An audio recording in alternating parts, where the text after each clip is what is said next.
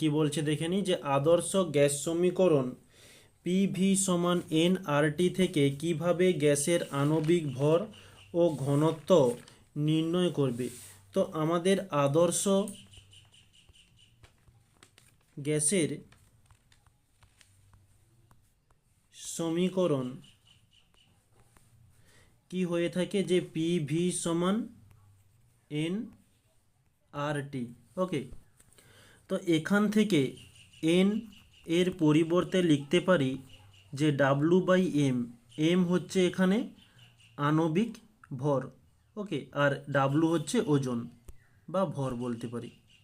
তাহলে আমরা এখানে এন এর কাছে ডাব্লু বাই এম লেখা যেতে পারে, এত আরটি। তাহলে এম এর মান চাইছে, এম এর মান আমরা কীভাবে বের করব, এমকে অপোজিটে নিয়ে যাই, W R T by PV. এই সমীকরণ থেকে আমরা এম এর মান পেয়ে যাব, যে আণবিক ভর নির্ণয় করা সম্ভব। নেক্সট ঠিক ওই একই সমীকরণ পিভি সমান এন আর টি, ওখান থেকে কি বলেছে, বাষ্প ঘনত্ব।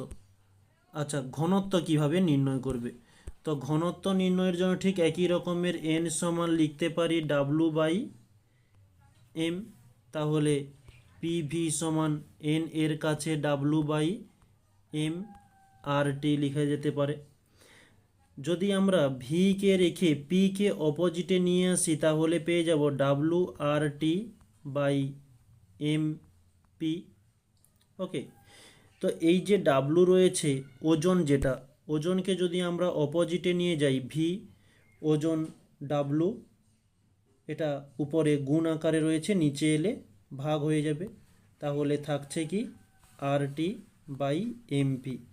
এটাকে ঘুরিয়ে দিলে ডাব্লু বাই ভি সমান এমপি বাই আর টি। এই যে ডাব্লু বাই ভি এটা সমান হয়ে থাকে ডি।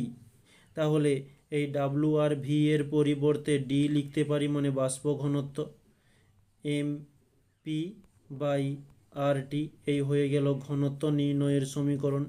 এখান থেকে ঘনত্ব নির্ণয় হবে।